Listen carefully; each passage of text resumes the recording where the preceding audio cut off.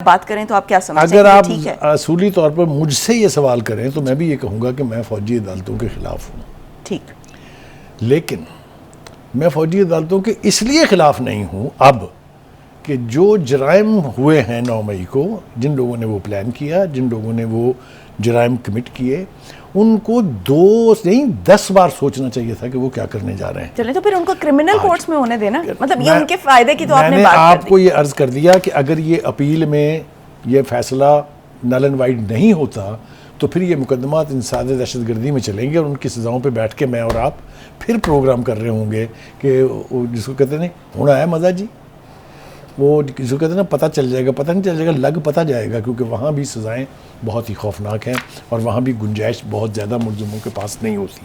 ٹھیک، having said this, پھر ایک بار ہم یہ کہہ رہے ہیں کہ یا تو کل جو ٹھیک تھا وہ آج بھی ٹھیک ہونا چاہیے، جو کل ٹھیک نہیں تھا وہ آج کیسے ٹھیک ہو گیا۔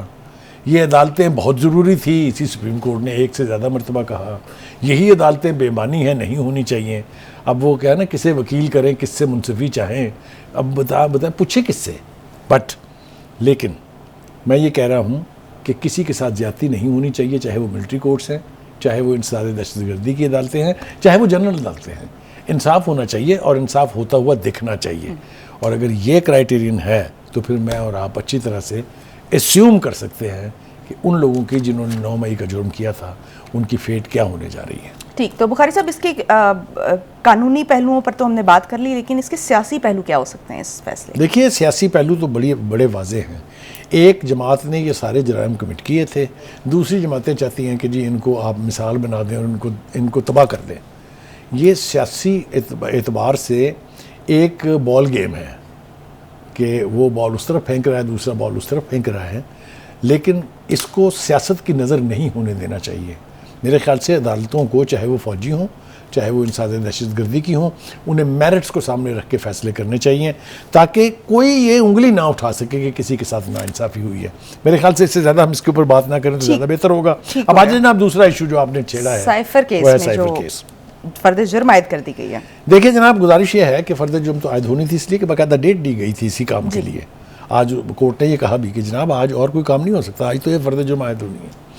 دیکھیں گزارش یہ ہے کہ ایک طرف سے کچھ لوگ جو ہیں وہ قومی رازوں کو افشا کر کے اور سمجھتے ہیں انہوں نے بہت بڑا مارکہ مارا ہے۔ میری مراد پی ٹی آئی کے چیف سے ہے، جب وہ پبلک ریلی میں جس کو وہ کہتے تھے لاکھوں لوگ دیکھ رہے ہیں، سائفر کو جیب سے نکال کے لہرا کے اس کے مندرجات پر پونا گھنٹہ تقریر کی انہوں نے۔ وہ کہتے ہیں جی وہ تو کاغذ سادہ تھا۔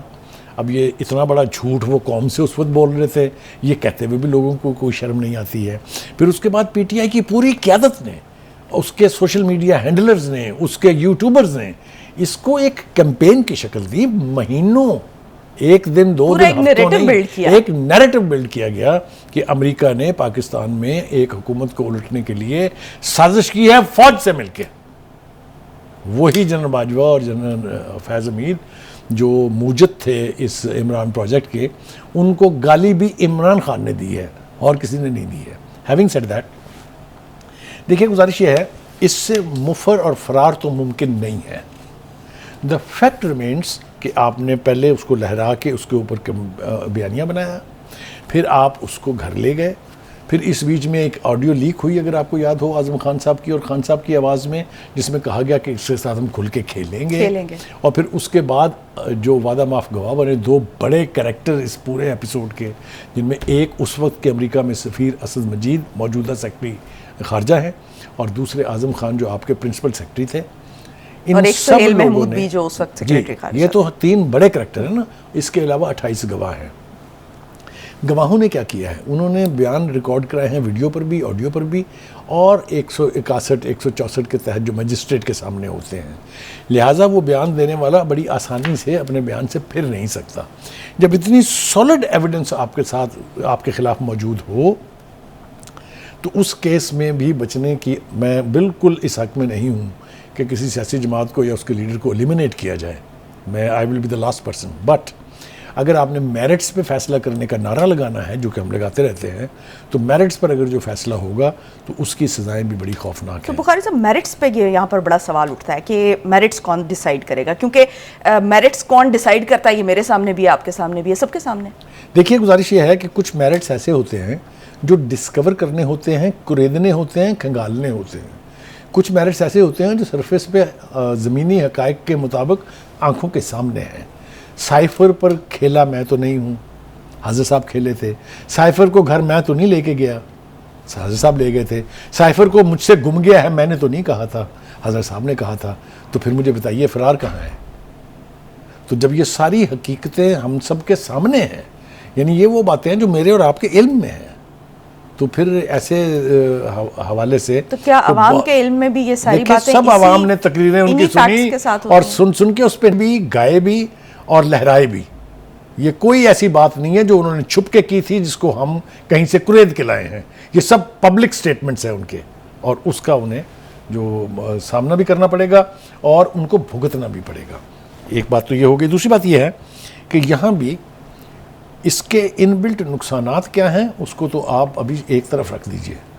ایک سپر پاور جو پاکستان کی 70 سال سے اتحادی ہے، اس کے ساتھ ہماری مخاصمت کا لیول کیا ہو گیا تھا آپ کے بالکل سامنے ہے۔ دوسری بات یہ ہے کہ آپ کے فورن آفس سے اب پوری دنیا جو ہے اس کا یہ اعتماد اٹھ گیا ہے کہ کوئی ایک کمیونیکیشن جو صرف وہاں کی ٹاپ لیڈرشپ کے حوالے سے ہو، اسے چوکوں میں، سڑکوں پہ، جلسوں میں گایا جائے گا، اس لیے وہ بھی بہت محتاط ہو گئے اور اس کا ہم سامنا کر رہے ہیں۔ ٹھیک ہو گیا بخاری صاحب۔ بخاری صاحب بریک کا کہا جا رہا ہے، بریک سے واپس آئیں گے اور ہم جو الیکشن سے متعلق بلاول صاحب کی جو سٹیٹمنٹس ہیں اس پر بات کریں گے۔ اسٹیٹمنٹ